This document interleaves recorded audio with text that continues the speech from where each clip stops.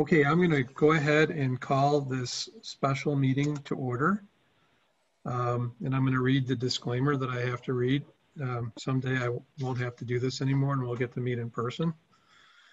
But due to the governor's statewide disaster declaration relating to the COVID-19 pandemic and current health guidelines for social distancing, I've determined that it's not prudent for the members of the village board or staff to convene in person for tonight's meeting.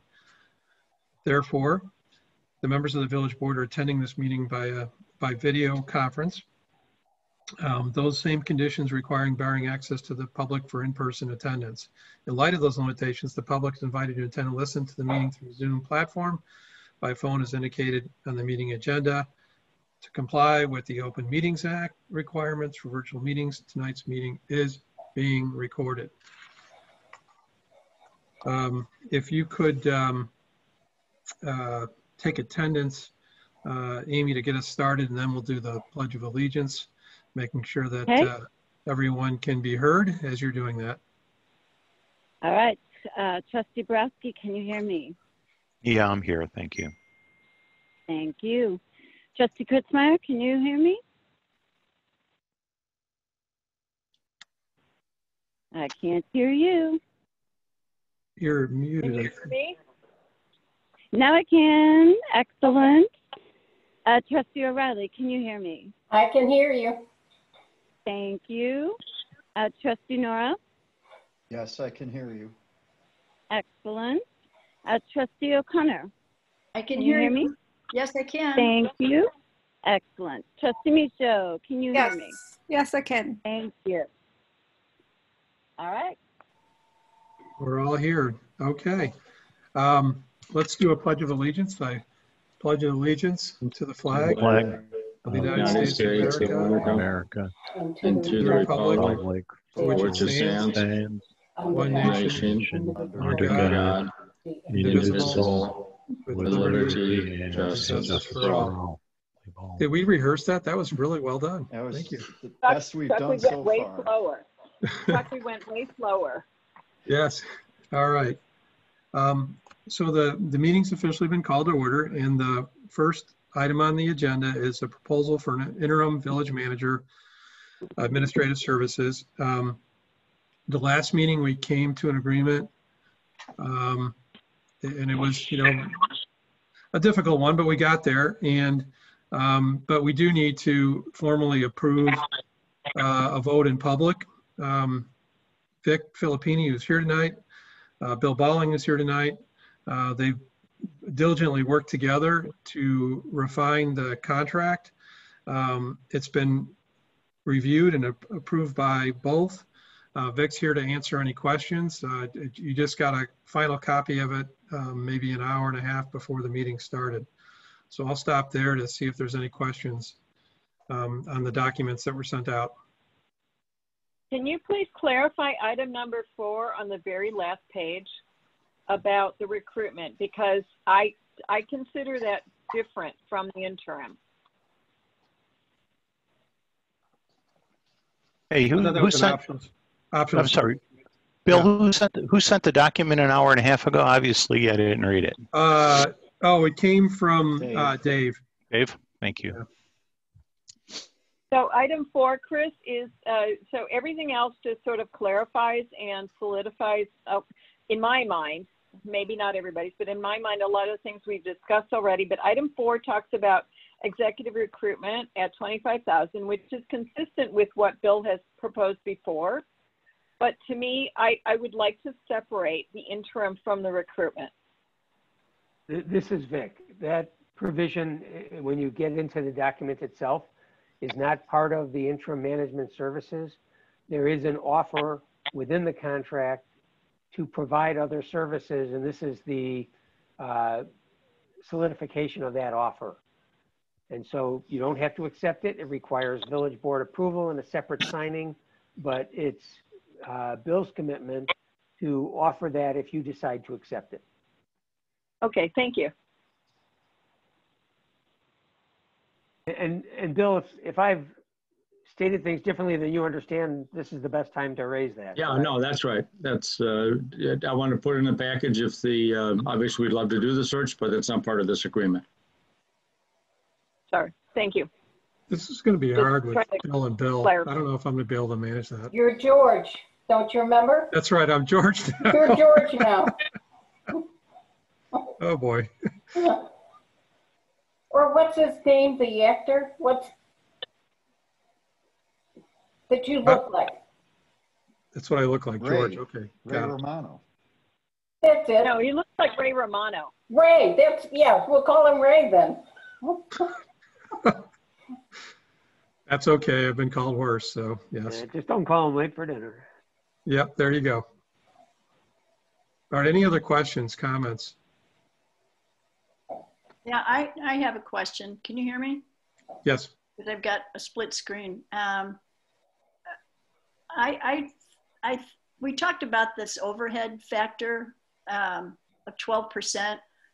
I thought that had gone by the wayside. Is that a misapprehension or misunderstanding on my part? Is that a question for me, trustee?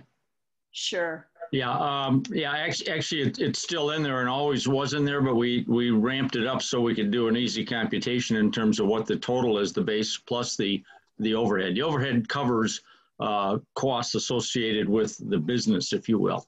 And as I mentioned at the last meeting, it's relatively low as a factor compared to other, consultants, but I run a relatively low overhead, and it permits me to offer that. But it's there was within the compensation section, there is continues to show and always has been a part of it, but we did the computation, if you will, so the total hourly salary is identified.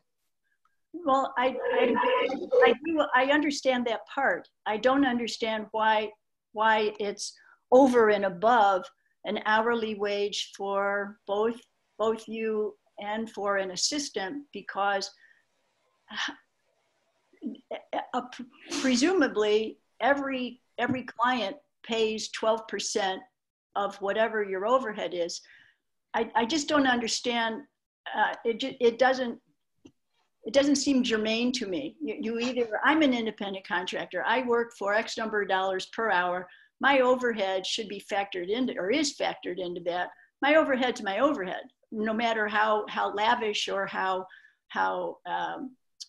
unlavish my overhead I choose it to be. I just feel it's the cost of doing business. So I don't lay that off on my clients in addition to an hourly wage or whatever we agree to. So it seems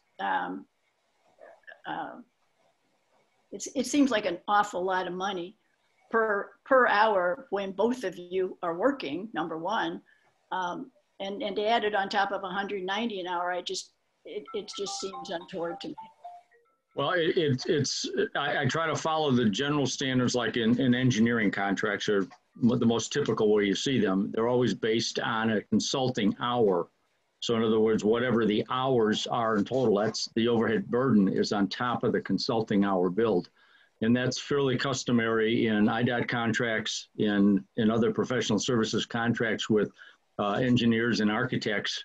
Your core product, if you will, the base number is your hourly salary, and then hourly consulting rate, and then the overhead factor is above that, and that's why if there were 7 people contributing hours to part of the project, you'd have the overhead at each of the 7 times, because it's a component of how many hours are committed to the engagement. So that's the philosophy I've used, and frankly, I've always used it in terms of giving presentations. And like I say, I try, and generally it's understood that's a relatively low rate compared to other consulting engagements. So that's why if you had, but in this engagement, it'd be unlikely you'd have more than 1 or 2 people contributing hours to the project. Well, I understand that but we don't have, we're not engineers here. This is it's a service contract, and it's Right. it's with most consultants, it's, well, in addition to my travel and my hotel, or X% for travel and hotel. This is services. It just, is this long story short, is this negotiable? Well, I try to write all my contracts in the same fashion, and I have done that in that way for 15 years. The methodology I use, I think, is widely accepted in the industry, and particularly in engineering contracts, that there's components of overhead for every hour that's shared, the salary burden times the overhead factor. And like MFT contracts and other engineering services contracts are all written in that fashion. So I think I followed a practice, and I try. I haven't. The short answer is I haven't bartered it in the past in terms of offering it, and part of the reason is I try to keep it very low. But do we agree this is not an engineering contract? It's a professional services contract, not unlike engineering, architecture, other types of services are generally written in this fashion. So the answer is this is not negotiable? Well, like I say, I've written a lot of contracts in the last 15 years, and I've always included this as a component, and I've tried to support it on the rationale that it's consistent with the marketing practice. So absolutely, I'd like to avoid discounting the proposal, beyond that, because I think it's set aside for those issues. So it's not negotiable. I would like it not to be, but I'd also like to work for the Village of Long Grove. So this is an important engagement, I think, for both of us. I would hope that overhead 12% for you and for your assistant could be deleted from this. And I'll just put that out there, and everybody else chime in if you wish or don't wish to.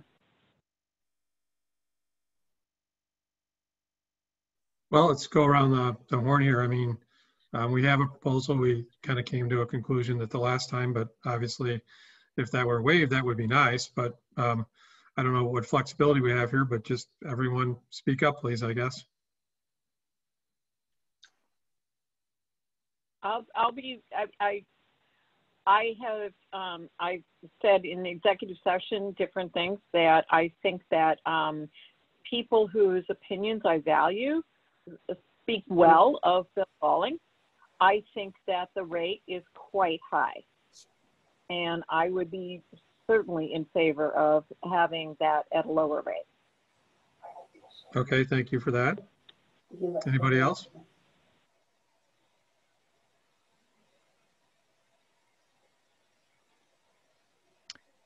Chuck, Chris? Are we going to stay on that particular topic, or can we ask some other questions? We can ask other questions if you want. It's up to, okay, if I could. I guess I think I'm reading the contract. I don't think too much has changed since the other version I read. Vic, section 6B, we talk about certificate or insurance and Bill having insurance. Is there a requirement stipulation in there that provides for Bill to mandatorily provide us with certificates of insurance? Or should there be? You'll see that the provision states that upon request, he has to provide it. Okay, I didn't see that. Okay. Yeah, it's in there, Chris, because I read it. I read it twice. Yeah, I was looking for that. Appreciate if you that. look at I know that there have been a couple of drafts circulated, but the change appears in, oh no, I can't find it. Section C, you'll see the last sentence. Upon request of the village, contractor shall provide the village with copies of its insurance policies and any applicable documentation to show the village parties additional insured status. Okay, thank you. Appreciate that. Again, I don't know if all these are appropriate because I'm kind of scrambling to read things here. Section 11, the village will provide suitable office and support equipment needed to carry out the service. Do we have a list of what that means and what we can or can't provide given the fact that our office isn't really even open right now? Should we have a list? If that question is for me, trustee, it's actually it's for Vic first to Oh, okay, understand what okay. it is that we're contractually obligating the village residents to do here. I guess I hate leaving something that open-ended, saying, yeah, we'll provide an office, but oh, by the way, our office is closed. So Well, what do we need? First, I would say that we have had adequate office for a village manager. Presumably that should be adequate for an interim village manager. And if that's a concern of Bill, that's something he had to raise with the village. As far as the opening or not of Village Hall, that's not a matter of our providing office space. That's a matter of following Department of Public Health standards and protocols. So I don't see that as being in any way implicated by that provision. All right, then I'll ask a more practical question to Bill and maybe Dave if he's on the line. So how do we actually do this? How do we get Dave and the consultant in the same room with staff together? If we're, I mean, do we have enough social distance space in Village Hall to be able to get the folks together properly or not? You know, to your point, Vic, you know, if Dave's at his desk, Bill can't be at Dave's desk for a few weeks, right? Yeah, So how do my we do expectation, and Bill and Dave may have talked about this already, but my expectation is that meetings would probably be in the Village Hall chamber, and people would be distanced as far as that goes. Right now, as I understand it, staff is on toggled schedules so that not everybody's there on the same day. And I imagine to the extent Bill wants to meet with everybody, it's not going to be in one grand gathering. It's going to have to be in the same kind of piecemeal type of get-togethers. Yeah, that's correct. I mean, the concept of getting the troops together and kind of briefing and introducing, it would be done quickly and individually, but not probably en masse, because you really need to respect the social distancing and the protocols that are, you know, that are warranted from a health standpoint. I think we could put 5 people in that room if we put them in the corners and one in the middle. Well, if that's and again, there's 2 parts of that. There's a statutory thing, and then there's what's the comfort level of the workforce themselves, because I think you've been splitting them up so that you've probably been exceeding the guidelines for space, and you know, and part of that relates to ventilation. Right. Don't mean to cut you off, Bill. Thank you. Appreciate it. I'll cut you off. Okay. What other support equipment are we talking about? Do we have a computer that we're ready to hand over to Bill, or do we have a cell phone requirement? Are we giving him a cell phone? He's using his. Have we talked about any of that with those kinds of details at all? Bill, I'm going to ask Bill that question. Do you use your own laptop? No, I would. I carry my own laptop to engagements, and no, I use my own cell phone. So it would basically be, you know, the telephone, how it works, copy machine, a printer, you know, those sorts of things that you would not normally wheel into an engagement. But I like to work, you know, and it depends on the client. Sometimes the client says, well, we want you to work on our system because, and here's your, you know. Well, that's my next question is security, right? My next question is security, which I don't think this village board has really had a chance to talk about, but that's really where I was heading towards, is how do we ensure security of our data and information if it's on a personal computer. But anyway, that's a kind of a minor point. All right, really I wanted to talk about a couple other things if I could. First of all, reporting. I think we need to break reporting down somehow into 2 sections. One is hourly reporting, and the second one is what I'm actually working on reporting. And I don't know if they're necessarily the same thing. They may be, but they probably aren't. And then the reporting stipulation of, I think, section, I don't know what section anymore, sorry, basically says monthly reporting. I think monthly is too long in my opinion. You know, we need to have a report on what Bill's working on before we go to board meetings. That is in our packet, along with an activity summary of, you know, what we got Bill working on and what the results of that are, so that we could have a chance to discuss them as needed, whether it's in public or executive session. So to me, 30-day reporting window is too broad, both from a hours perspective and as well as what Bill is actually working on perspective. I wanted to kind of gain everybody's thoughts and feedback on that. If I could intervene, I very much agree. I think that one of the things we want to do is keep the pulse on things, and that's not a trust thing. That's a more of a keep the pulse on everything. We need to, I mean, there is a trust and verify, but both on or hourly and on project and what's going on. I think I would very much value weekly, if not more frequent reporting. Yeah, I think that's a really good point. I agree with that. That would be very helpful. If I could just add, I've tried to get us to have a weekly report since I got on the board.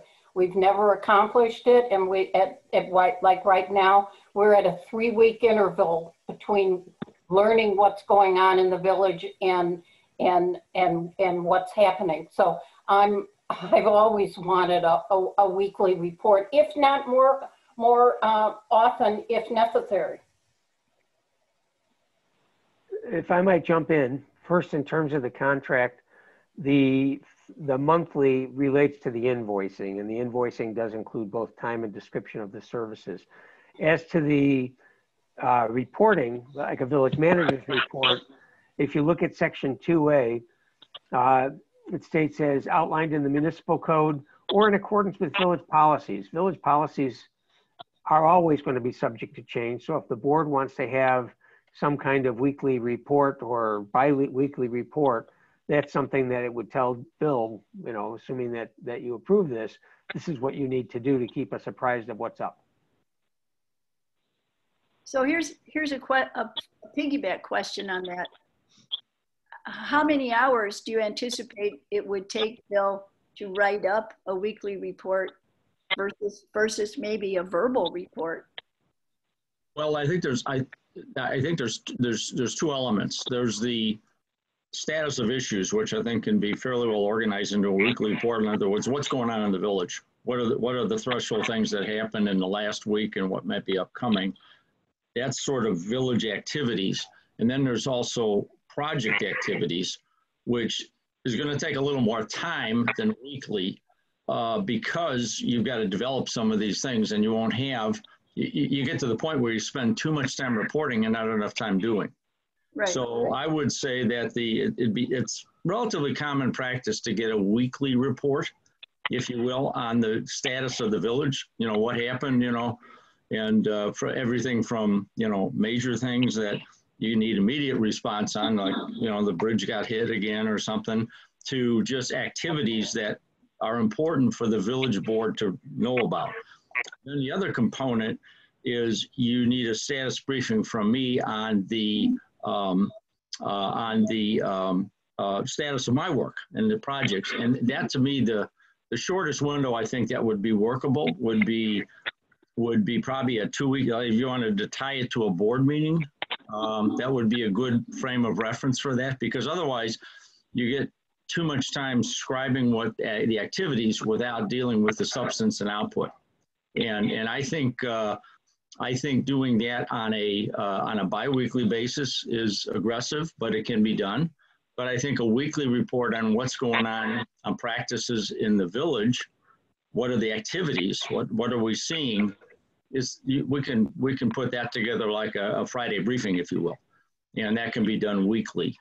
But I would say in terms of my work, some of the things require a fair amount of research, and weekly, what you do at the end of that week is not going to be really helpful, because things could reverse themselves, because a lot of the work projects are going to not conclude on a weekly basis.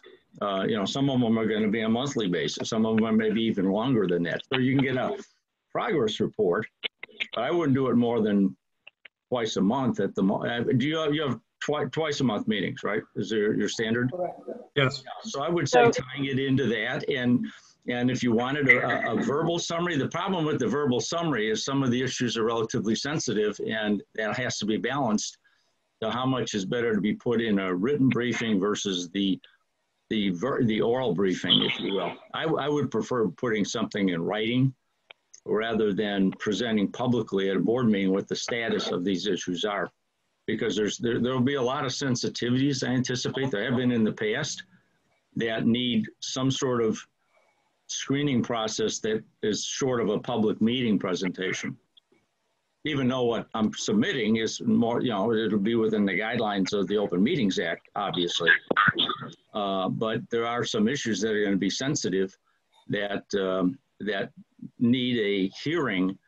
And it's, sometimes we've had, like, I've worked with a committee that says, well, keep us up on track where we are. Sometimes the mayor has asked to keep me up to date on where the project and where the status is of what you're doing. And that tends to be more verbal if you're one-on-one with like a village president or mayor. But I think if you asked me as a consultant to provide a weekly report, I would say that would not be a good use of time. It would not be a good time management issue. But activities in the village, so you know what's going on by functional area, I think that's helpful. And We I don't know, like I recently said, got our engineer to do a report that just really is a status on all the projects that he's working on. So it has a minimal amount of time to update it, but it keeps us aware of what he's doing. That's what I think in terms of a weekly. Yeah. Bobby, I agree with you on that. I think that would be more the village activities report, not the consultant's work progress report. Because again, that's going to be wrapped up not longer than monthly, because I have to prepare that to do the proper invoicing to the village. So that would be the outside date of that would be a monthly submittal. But the inside date, I don't think should be really any more rapid than every 2 weeks. And even that somewhat aggressive, but. But Bill, I'm hearing you say that you would be willing to put a simple summary together that sort of reflects everything that's being worked on, with some exceptions. Weekly, we'd figure out the cadence, but you'd be willing to work with the board to do that. Yes. If you see what the engineer does, it might help, because it's one line. Mm-hmm.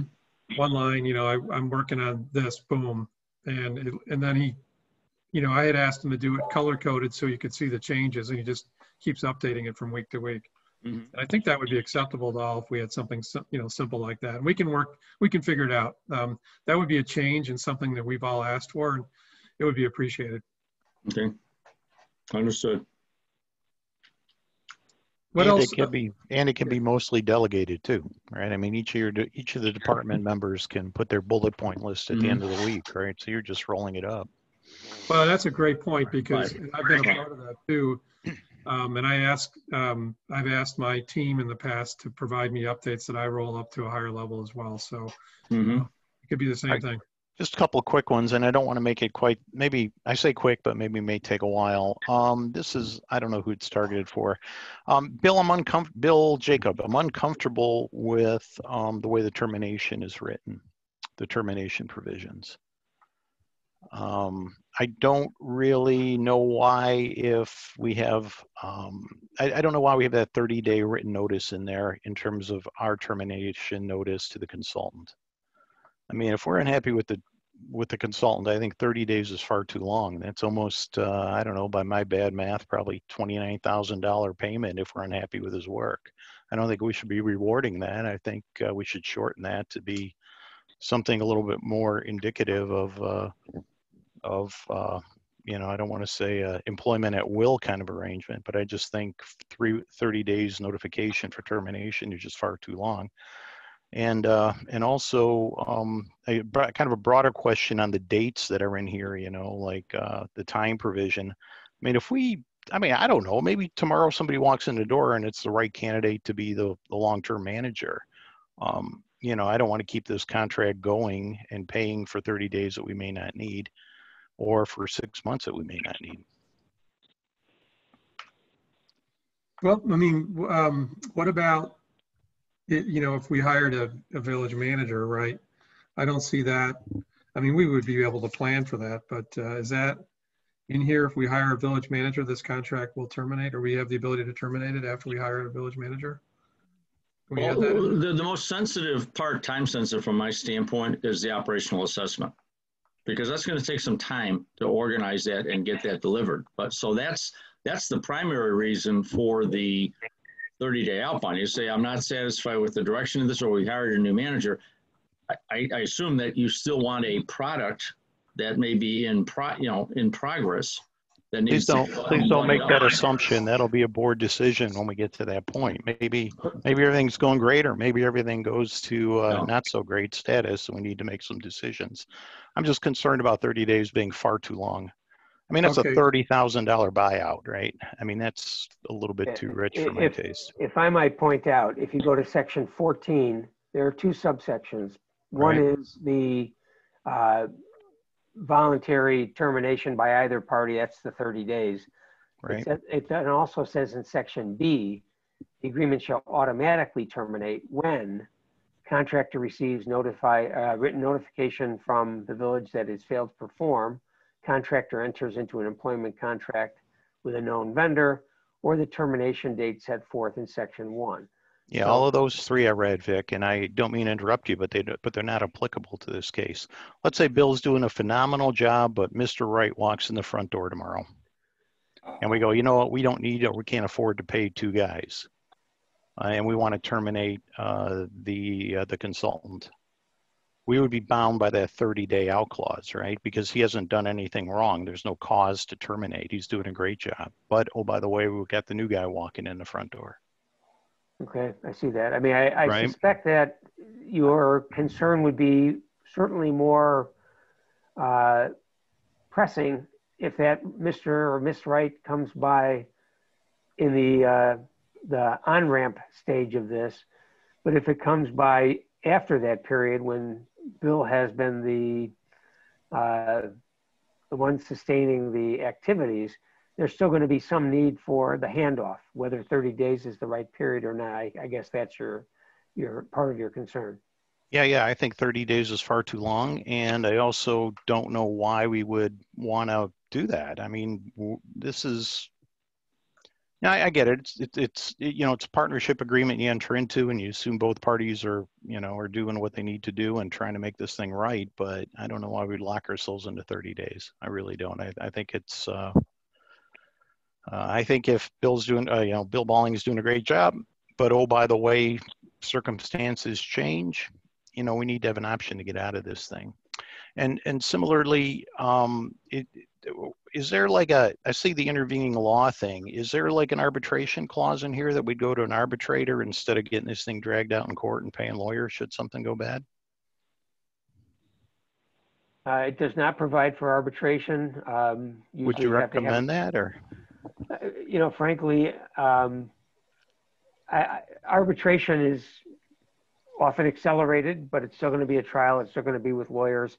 One of the problems for a municipality is that our ability to challenge the outcome of an arbitration is much more limited than in a court proceeding. My expectation is that given what's at stake here, the parties are more likely to go to mediation, and I think that would be recommended under any circumstance, but you don't need to have that in the contract to go there. Okay. Mediation being? Mediation. Just everybody getting together and settling this thing. Yeah, usually go with a third party, with a neutral who will help the parties come to conclusion. Okay, I see. I've actually found that mediation is often much easier to get a resolution than arbitration, because arbitration is a winner take all in most instances, and mediation you're basically splitting the baby. Okay, understood.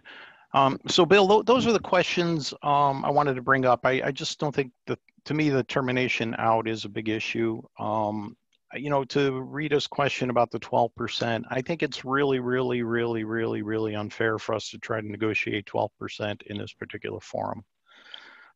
Do I agree this is an extremely rich contract? Yes. Do I think, would I like to see it a heck of a lot lower? Yes. Do I think adding 12% overhead onto this is appropriate? No, I don't. But on the other hand, I don't see us negotiating this in this particular setting. Chris, would you be happier with like a 14-day out rather than 30? Still $15,000. By my bad math of 35 hours a week. So Yes, Chris, I'd be happier. Do I think it's still appropriate? I don't know. I mean, this is a really, really, really rich agreement. And if our consultant is not walking in the door with complete, full competence and leadership, and we find out in a very short period of time that it's not the right fit, we need to have the option to terminate this agreement and move on and do something different. That's really my point. So is that 15 days or 2 weeks, or I don't know what the right number is, Bobby, but I mean, obviously it's in the village's favor to have that immediate upon something, but in fairness to the contractor, I think we need to give him some time. Well, but I think the one clause in here, contractor receives a written notification from the village president that he has failed to perform the services to the satisfaction of the village board. That addresses your concern about he's not getting the job done, right? So if we reduced it to 15 days to cover the issue of somebody was hired, there's going to have to be a transition period. That's a safe period, but we are covered here if Bill's not doing his job. But he comes highly recommended. Based on his references, I don't think we're going to be in that situation, but anything could happen. Chris, you're right. Right. The one thing I would note, and I certainly understand the concern that you raised, Chris. I think it's an important one. The contract is not $29,000 a month or $29,750 a month. The contract is $212 and change per hour. Right. And we get to dictate what his job is. And if we do find the ideal new village manager, and that person is ready to take over the controls right away, we simply tell Bill, and I'm sorry, Bill, if this is how it turns out for you, but we simply tell Bill that, no, we don't need 35 hours from you. We only need whatever. And, there will be, I expect, a handoff time period under any circumstance, but it's going to be far less if you have somebody who is identified and ready to go right off the bat. And I think that much like you see in his proposal, the ramp on, ramp off, that's what we would likely see if we hired, identified and hired the new manager before April 5th.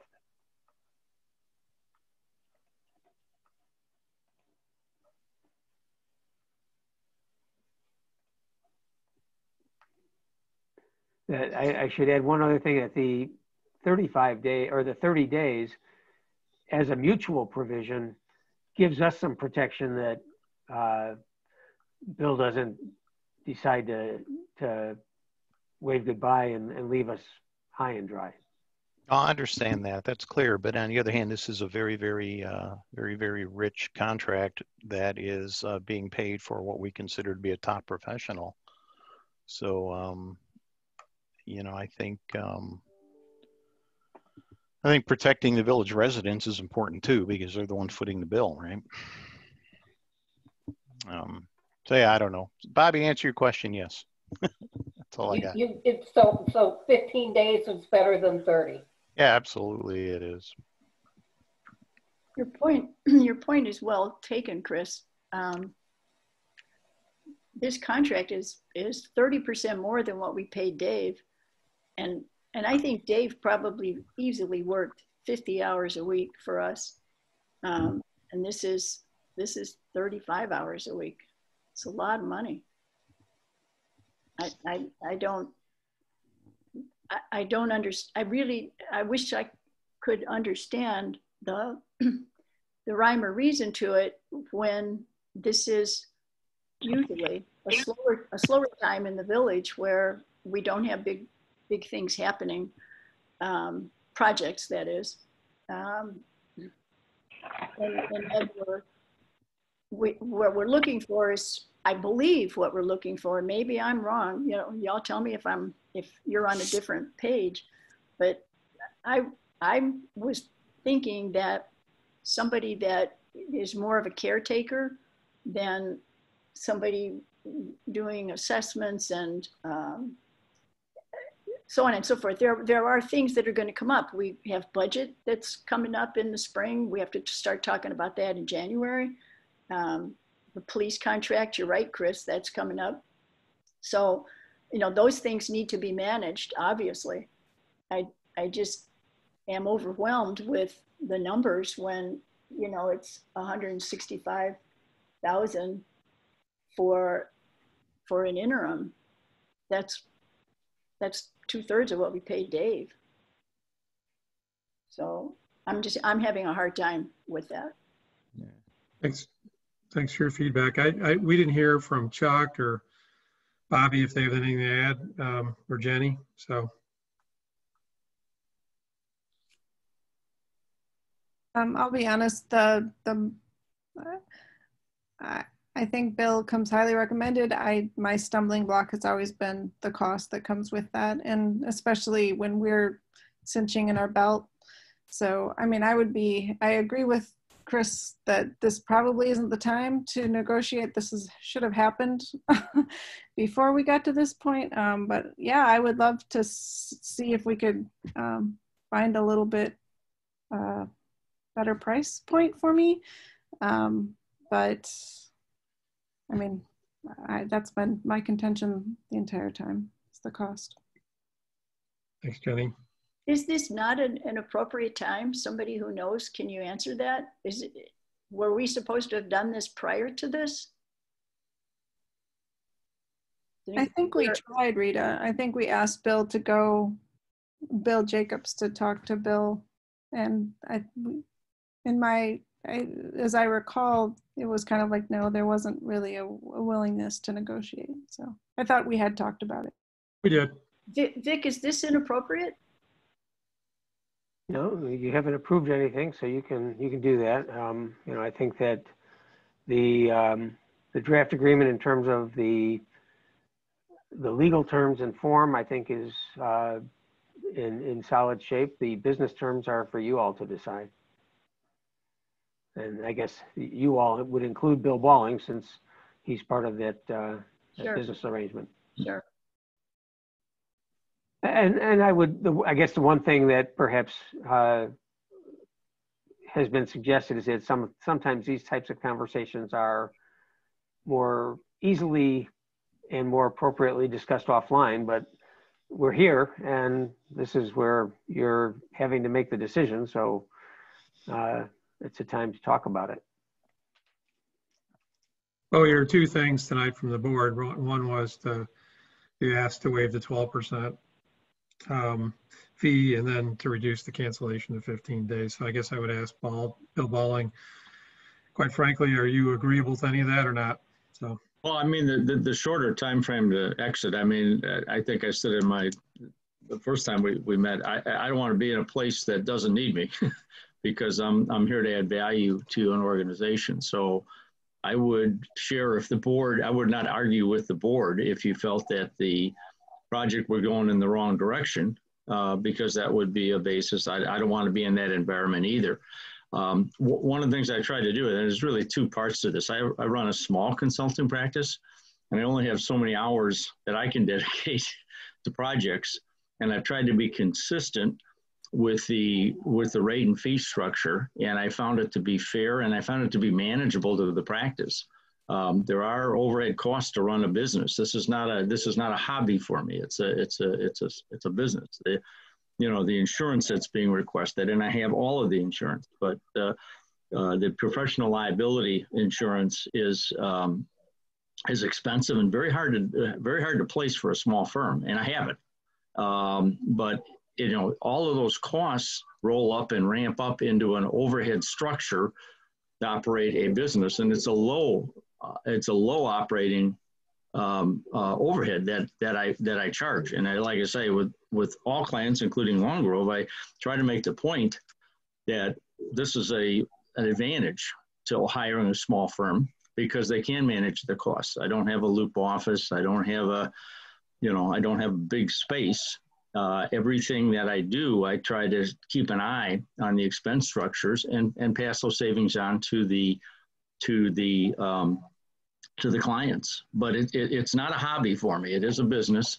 it is an enterprise, and the commercial terms I think are fair. And you know, frankly, I've had over 100 clients since I started the practice, and I've been true to those principles because I think they're appropriate for the relationship that we're trying to create, and also appropriate for the costs that I have.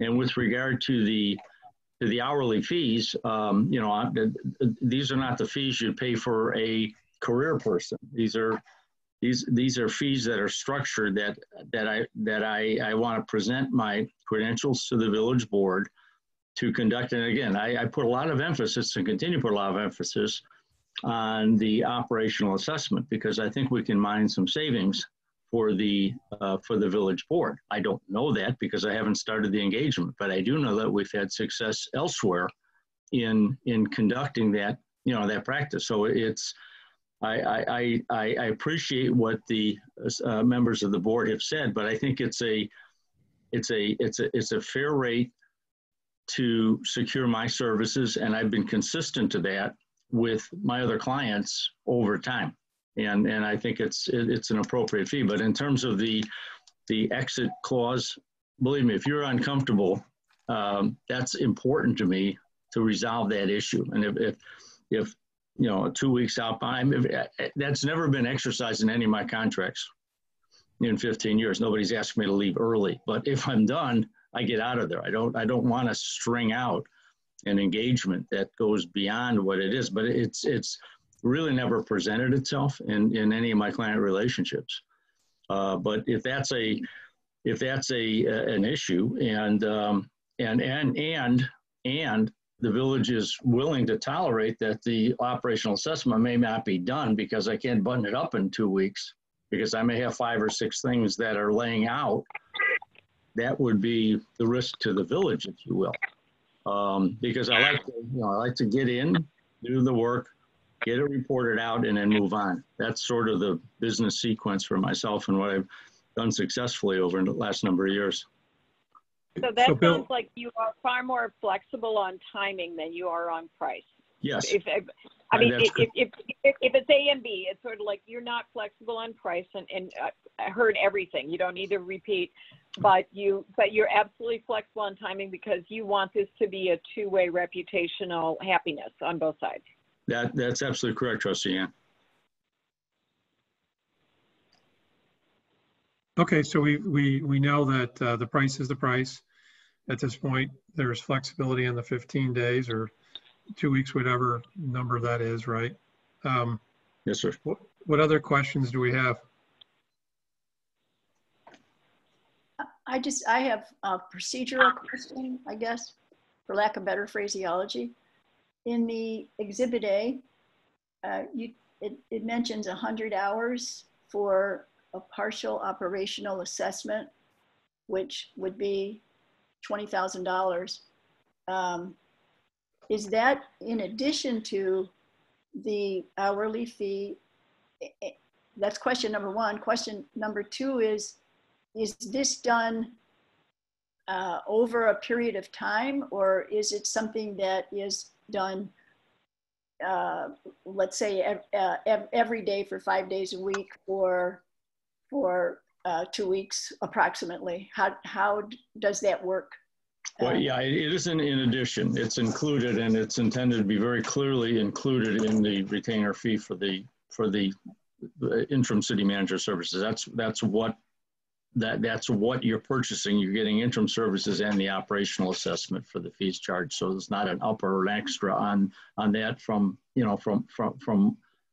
my compensation proposal. I'm sorry, I missed the second part of your question. I'm just curious if it's something that is done over a 2 or 3 month yes, period. yeah. It would be a consistent, because I mean, some of the big opportunities that I see in the engagement is find some ways that we can create savings and a better operating practice. So that really starts, I mean, obviously, when Dave leaves, I'm going to spend a lot of time understanding what he's doing so I can kind of recognize the base service case, introduce myself to the workforce so they understand what things are going on. But it's really something that it follows a pattern don't save it to the end of the project because it's really important. And that's where the progress of the assessment, I think, makes the most sense for the village. Because I think even if David had not left, I think there's still an appetite on the village to get an independent outside assessment on how we're doing and what we should be looking at. You know, cities and villages across the country are going to have to shrink their expense footprint. And this would be one opportunity to do that on a timely basis. So that's really a big part of the entire engagement. So. Yeah, I thank you. I appreciate that response. I think our total employee salaries are like maybe $250 annually. Mm-hmm. So on a percentage basis, even if those were trimmed, whatever number, and I'm reluctant to say anything because if our employees play this, I don't want them to. No, we're not talking about employee salaries. We're talking about, you know, different contracts that we have. It has nothing to do with that. Yeah. Yeah, Our employee salaries are higher than that. Oh, okay. Yeah. All right. I think we have like $500,000, whatever it is total. It's in the budget. So we're About talking. 504. So for example, like the water operator, right? What if we cut that in half? We'd save what, 100 grand? What if we just go down the list of things that we're contracting out? That's what he's talking about. I see. So it's not just our full and part-time employees. It's the contracts and all that. No. I mean, We subcontract everything. That's what he's looking at. So. Yeah. Okay. All right. Thanks. Any other questions? Does anyone feel comfortable? I mean, we kind of reached a conclusion. It wasn't pretty, but we reached the conclusion. Does somebody want to make a motion to approve this with the modification of the being able to terminate it after 15 days or with the 15 days notice? I would make a motion to approve this agreement with the change of 15 days notice rather than 30. Okay, moved by Trustee O'Reilly. Second. Seconded by Trustee Nora. Roll Trustee call. Grassi? Trustee You're muted. Grassi? You're muted. Oh, that's weird. Yes, I am. Sorry about that. I apologize.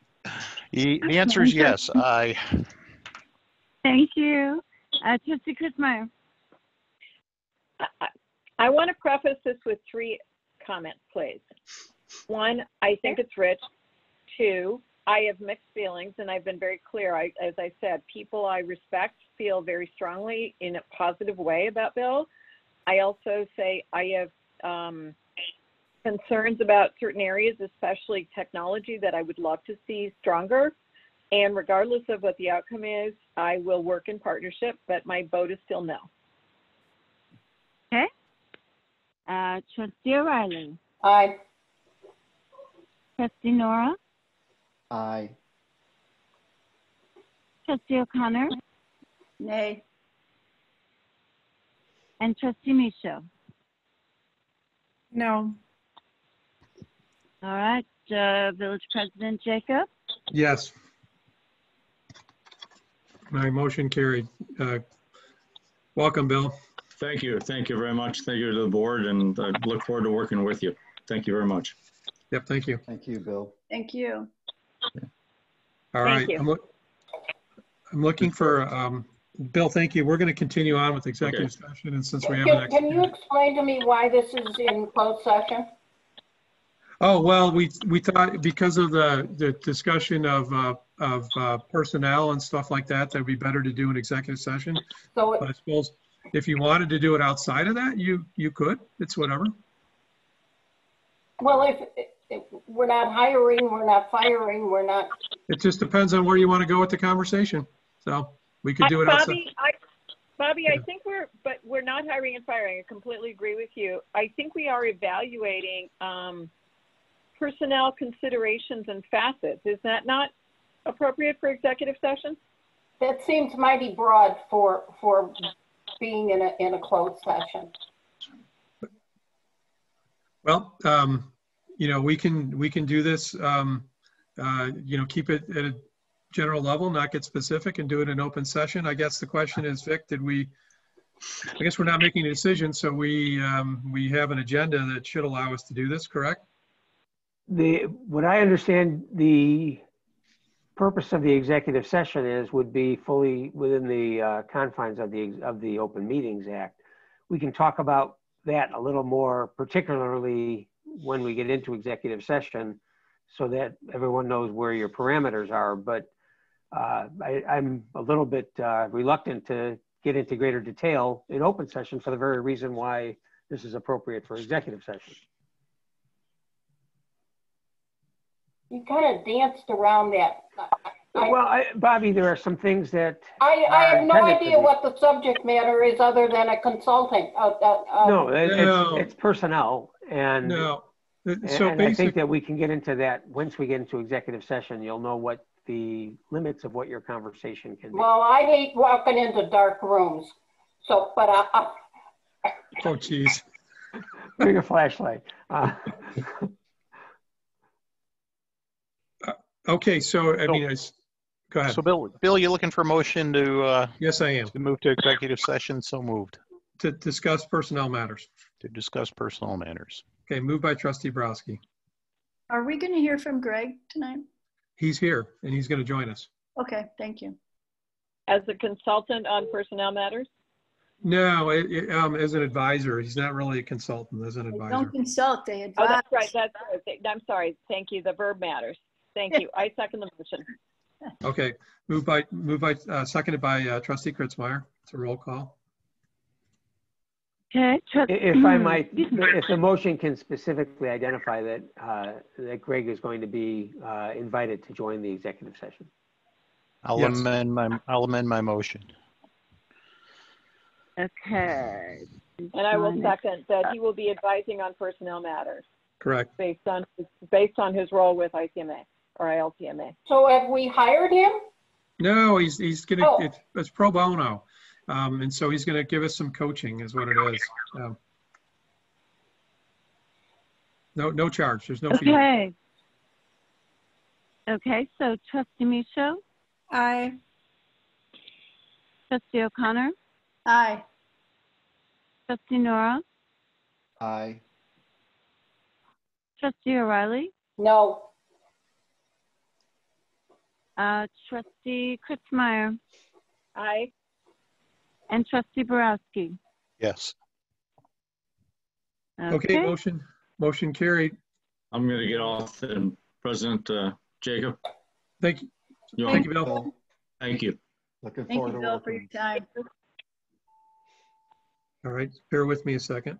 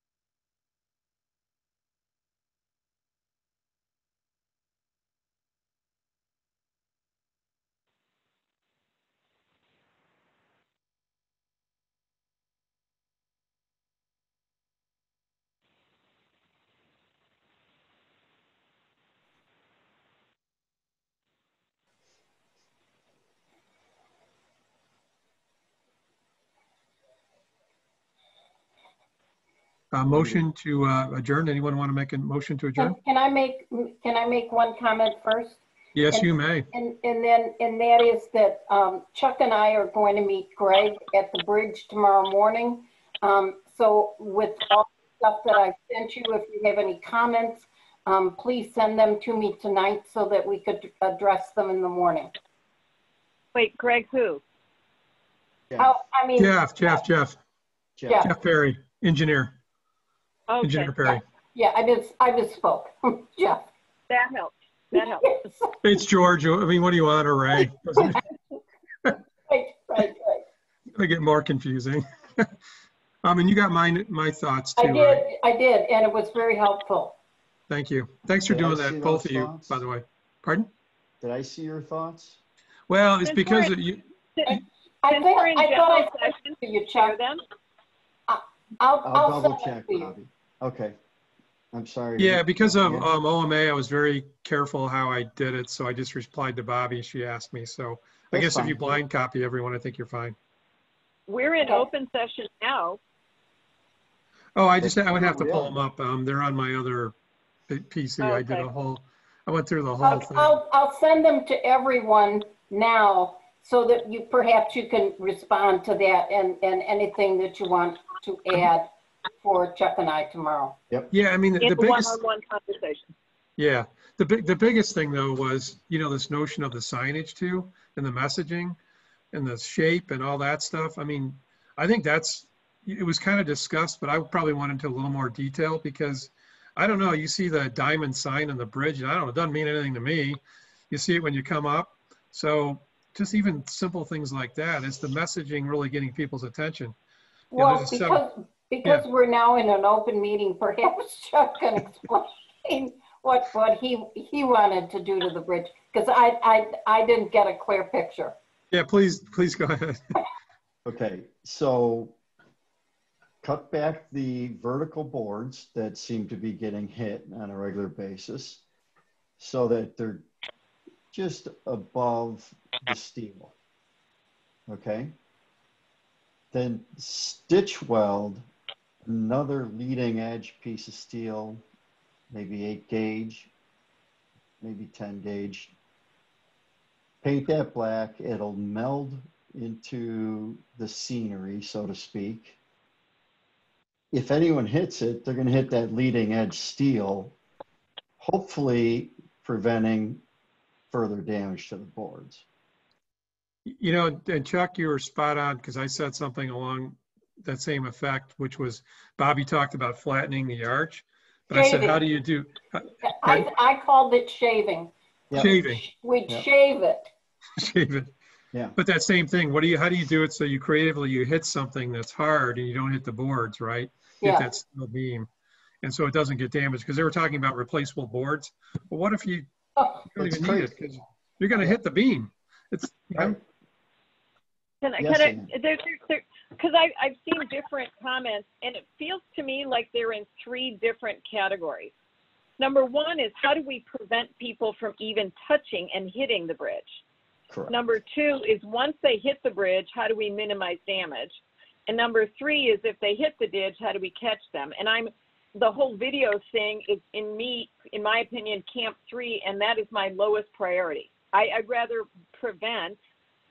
I'd actually rather get them from not even contacting the bridge in the first place. And to me, that's more the signage or something before they get in contact with. So on a philosophical level, I'm not on the detail. Philosophically, I'm more in camp 1, which is keep them from contacting in the first place. Ideally. Ideally, and one of the thoughts is, it's been suggested we put speed bumps into the road. I disagree with that because of snow plowing and Yeah, I don't hazards and all of that. However, there are plastic, I don't know what you call them, that if you hit them or if you drive over them, it's a lurch in your car, but they're not very tall. And if we had 2 or 3 of them in front of the bridge, it might cause enough sensibility that, oh, I'm about to drive into a bridge. I'm sorry, just the whole concept. I'm about to drive into a bridge. Should I or shouldn't I? Right. Well, we want that thought process somewhere. So there are a lot of ideas, and we just need to get started with Greg as to Jeff. how to go about this. One of the things that I thought was really important that Chuck and I agreed with, as did all of the group, and that is putting more money on the east side than on the west side, because more hits are coming from the east. And some of these solutions are quite expensive. So that thought is available. Yeah, you know, I would encourage everybody to go to 11foot8.com. And the reason why is it is years worth of this single bridge somewhere, I want to say Massachusetts, it's out in the East Coast somewhere, getting hit time and time again. They've got the laser beam so that when you break the beam, big lights flash, signs blink, you must turn, you're over height. And it did make a darn bit of difference. It was mind-boggling how many people completely ignored flashing lights, flashing text, everything else. So we have a problem on our hands. Ideally, I would love to prevent people from hitting it. And I think we need to try that. But watch 11foot8 for a while. Number one, it'll put a smile on your face. Number two, you'll understand the problems we're up against. One of the comments that was made the other night makes me realize that the village itself may not be aware of how many times that bridge has been hit in the past. Because come to find out, John Kopecki used to repair it. So I'm not sure that the village was ever really connected with that information. Yeah, he started putting boards up with finish nails so that when they got hit, they would just pop off and they just go and he'd hammer them right back up. No big deal, easy peasy. But we need something anyway, more. I'll send that to you now. Yeah. I have just Anyways, we're hoping for a way to prevent the damage if it gets hit, because it's going to get hit. Jenny had a question before we hang up here. I haven't read, I didn't see this come up as ever one of the possibilities, and I admit that I have been scanning, but has anybody just considered trying to not even have that as a route, like talking to the mapping? Yes, that's on one of the suggestions. Yeah, yeah, that's, I think, suggestion one, and we are looking into do that. Well, allegedly some work's been done there too. So Denise apparently, by Denise, okay. according to Dave, right? So we should double check that, but that's what I heard. So yeah, Google's a nightmare to work with. I know that from firsthand experience, but it, you know. Yeah. You know, they've added a lot of signage on Old 53, warning you that there's a low clearance and a weight limit 1,500 feet ahead. I don't know if that's kept people from turning, but. I don't think so. You know, it's at least they were brand new signs, so it catches my eye all the time. But probably 3 more times by it, I'll never see them again. That's the other problem we're having, Ann, is people just become so used to it. It's just background noise. No, we literally had a sign that was huge that said private property, no trespassing, turn around now. And they would drive off around the road around it. And I would stop them and I'm like, did you not see the sign? And they would say, but Google told me to go this way. Oh, geez. Oh, yeah. There are a lot of people. There are a lot of people who do that. And that's why I'm like, if we can just tell Google not to tell these idiots to go that way, you know, they're going to follow their phone. Supposedly, the bus driver had her GPS told her not to go that way. Oh, God. but the people she was driving around convinced her it was okay. That's Can ridiculous. we find them? Yeah. Every That's a one on great the bus. question. My guess is they grabbed their golf clubs and walked away like nothing They ever did. happened. They got it. They called an Uber. So yeah, that's what they did. But hey, so do we want to adjourn the meeting now? So Yes. Sure. okay, so I'm looking for a motion. I move we adjourn. Okay, Second. moved by trustee Kritzmeyer, seconded by trustee O'Reilly. Roll call. All right, trustee Borowski. Let me think. Yes. Trustee Kritzmeyer. Yes. Trustee O'Reilly. I think so. Oh, jeez. Trustee Nora. Yes. Trustee O'Connor. Hi. Trustee Micho. Yes.